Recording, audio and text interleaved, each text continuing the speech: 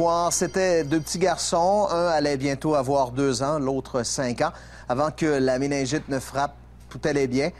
C'est pourquoi les parents et toute la population, en fait, se posent encore beaucoup de questions ce soir. L'Agence de santé publique de Chaudière-Appalaches tente d'être rassurante et il ne s'agit pas d'une épidémie ni de recrudescence de la maladie. N'empêche, le manque de réponse inquiète. Cathy Sonnet. C'est quoi qu'il fait là-bas? Lundi, les parents du petit Caleb, 22 mois, l'amènent au centre Paul-Gilbert dans le secteur Charny à Lévis. Il fait 39,9 de fièvre. Au centre hospitalier, on dit qu'il combat un virus.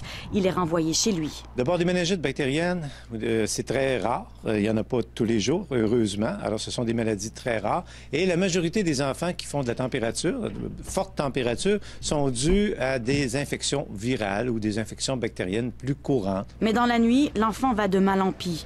Il vomit. Ses parents vont à l'Hôtel Dieu de Lévis. Puis il est transféré au centre mère-enfant du CHUL. Les heures suivantes, sa santé varie du mieux au pire. Caleb perd son combat contre la méningite à méningocoque dans la nuit de mardi à mercredi. 4 jours auparavant, un autre enfant, Sébastien, 5 ans, avait perdu lui aussi son combat contre la méningite. La source vient d'une autre bactérie, le streptocoque. 2 infections généralisées. Ça peut évoluer. Habituellement, on peut parler même de minutes. Ça évolue.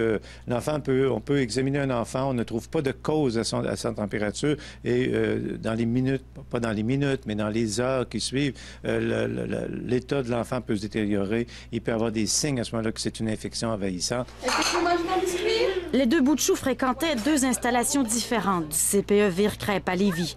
Caleb allait ici, au Jardin d'Étoiles. Sébastien, lui, venait d'avoir un nouveau petit frère. Il avait hâte de le connaître. Sébastien a fait un don d'organes. Le CPE a dû rassurer tous les parents. C'est le deuil, c'est l'équipe pédagogique, c'est l'éducatrice qui avait cet enfant-là hier.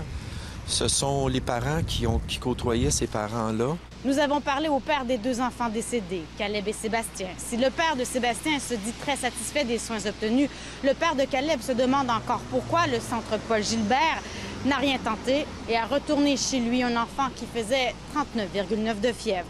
Le centre hospitalier s'est abstenu de tout commentaire.